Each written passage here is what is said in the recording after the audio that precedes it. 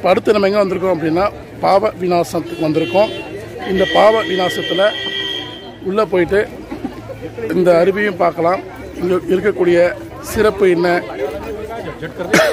History என்ன அப்படின்னு நம்ம தெரிஞ்சுக்கலாம். வாங்க போகலாம்.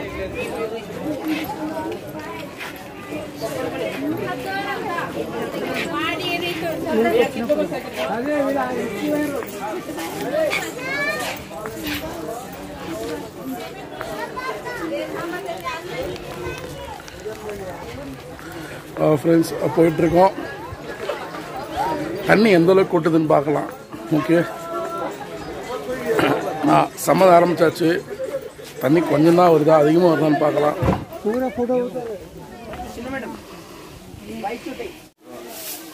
இந்த ஸ்டெப்ஸு ஸ்டார்ட் ஆயிடுச்சு.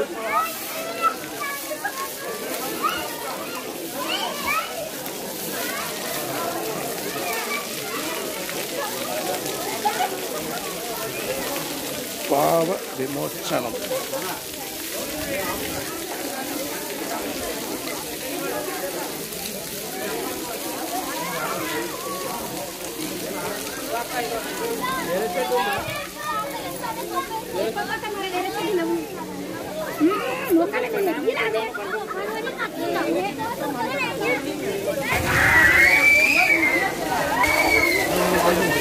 இந்த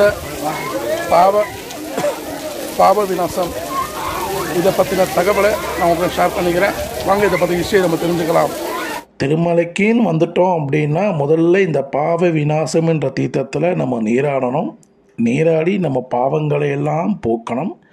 அதன் பிறகே நம்ம வேண்டுதல் முடிக்காணிக்கைகளை கொடுக்கணும். அதன் பிறகு நம்ம புஷ்கரணியில் குளிக்கணும்.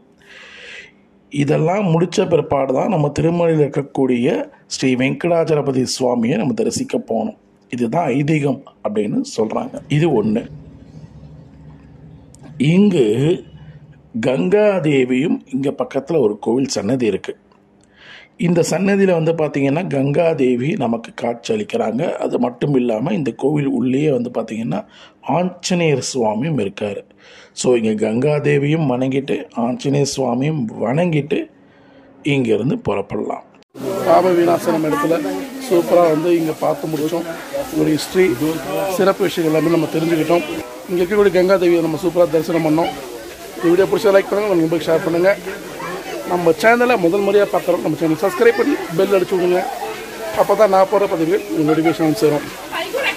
அடுத்த ஒரு பதிவில் பார்க்கலாம் friends. See you. Bye bye.